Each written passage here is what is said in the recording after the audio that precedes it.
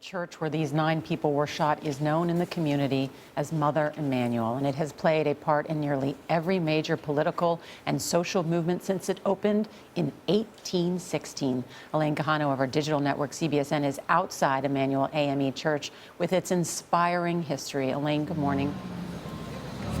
Good morning. Mother Emanuel is the oldest AME church in the South and houses the oldest black congregation south of Baltimore. It has survived fires, tornadoes, and earthquakes, but nothing could prepare it for Wednesday's tragedy.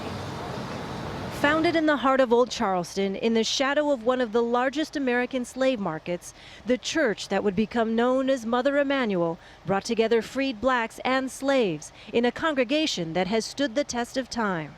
This is a church that has been part of the long black freedom struggle for as long as the long black freedom struggle has been in existence. Tim McCarthy studies race and social movements at Harvard University.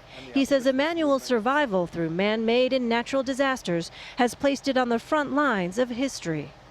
Its parishioners took part in the Underground Railroad, and in the 1900s, its building hosted civil rights luminaries like Booker T. Washington and the Reverend Dr. Martin Luther King Jr., who spoke there in 1962. A year after King's assassination, his widow Coretta Scott King led a march in support of local hospital workers, organized at Mother Emanuel. This is a church that has endured and is really, in many ways, an institutional and spiritual model of black resistance in the United States for 2 centuries.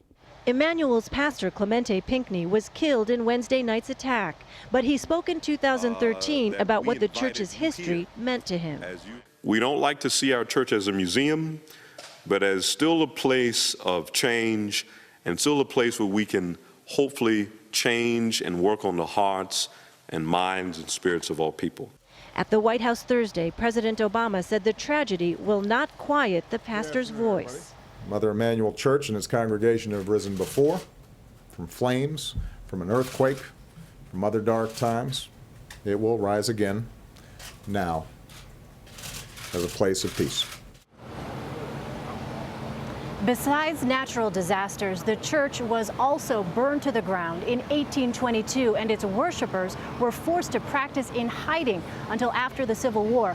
But even that could not break this historic congregation, and the message from worshipers here is that this tragedy will not either. Gail? That's what we keep hearing over and over again. They call it the religious rock, and they will rebuild. Thank you, Elaine, very much.